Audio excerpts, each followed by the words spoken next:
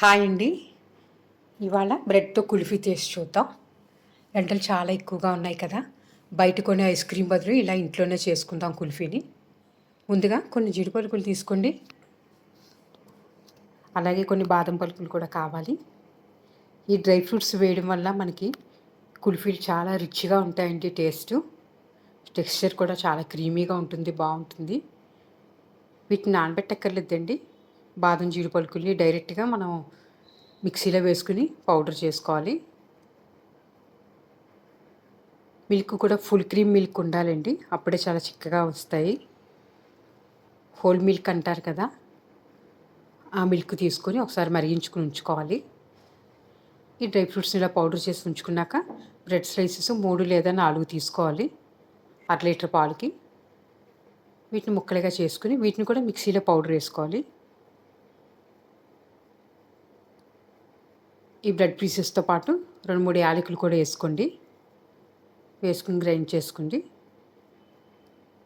చూసారా ఎలా పౌడర్ అయింది కదా! దీన్ని కూడా పక్కన పెట్టుకుందాం. ఆల్రెడీ మనం కాసి పెట్టుకున్న పాలు ఉంటాయి కదండీ! ఆ పాలు మళ్ళీ ఒకసారి స్టవ్ మీద పెట్టుకోవాలి.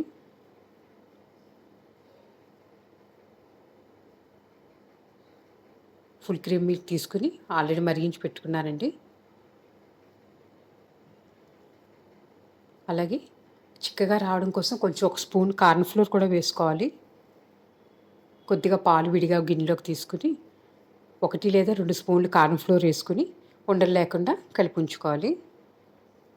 ఇది బాగా చిక్కదనాన్ని ఇస్తుందండి కుల్ఫీకి. మనం మరిగించి ఉంచుకున్న పాల్లోకి స్టవ్ మీద గిన్నె పెట్టి వేసుకుని ఈ మొక్కజొన్న పిండి మిశ్రమాన్ని కూడా వేసుకోవాలి. కాసేపు దీన్ని కలుపుకోవాలి. అలాగే మనం ముందుగా గ్రైండ్ చేసి పెట్టుకున్న బ్రెడ్ పొడి ఉంది కదా! దాన్ని కూడా ఈ పాలు మిశ్రమంలో వేసుకోవాలి. వేసుకుని కలుపుతుండాలి. చాలా అంటే చాలా బాగుంటుంది. ఇది దేంతో చేసారో కూడా ఎవరితో కనిపెట్టలేరు. బ్రెడ్ అని కూడా తెలియదండి, అంత రుచిగా ఉంటుంది. మీ టేస్ట్‌కి సరిపడా షుగర్ వేసుకోండి. హాఫ్ లీటర్‌కి 4, 5 టేబుల్ స్పూన్ సరిపోతుందండి. మీకు షుగర్ ఎక్కువ కావాలంటే ఇంకా 1, 2 స్పూన్లు వేసుకోవచ్చు. దాన్ని కూడా వేసి కలిపాము. ఇప్పుడు ముందుగానే మనం గ్రైండ్ చేసుకుంది ఉంది కదా! జీడిపప్పు, బాదం మిశ్రమం. ఆ పౌడర్‌ని కూడా వేసుకోండి. అడుగు పట్టకుండా కలుపుతూ ఉండాలండి.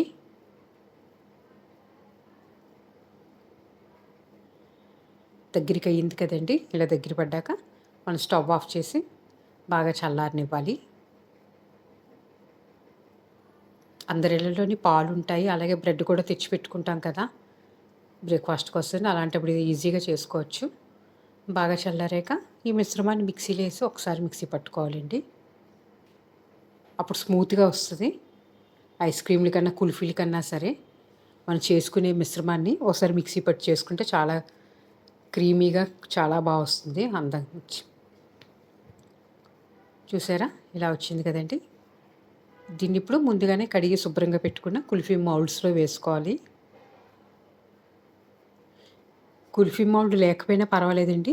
చిన్న చిన్న టీ గ్లాసులు కానీ, లేదంటే మన కటోరీలు ఉంటాయి కదండీ! స్టీల్ కటోరీ చిన్న చిన్న గిన్నెలు, వాటిలో కూడా వేసుకోవచ్చు మన మిశ్రమం.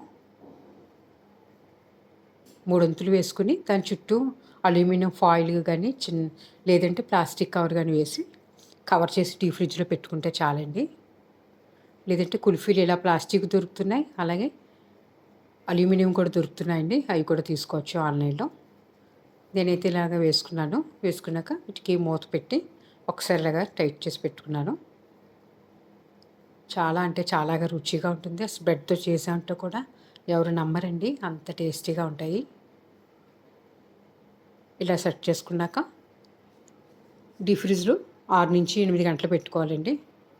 నాకైతే 6-7 అవర్స్ పట్టింది కుల్ఫీ తయారయ్యేసరికి. ఇలాగ మౌల్డ్స్‌ని ఇలా పెట్టేసుకోవడమే.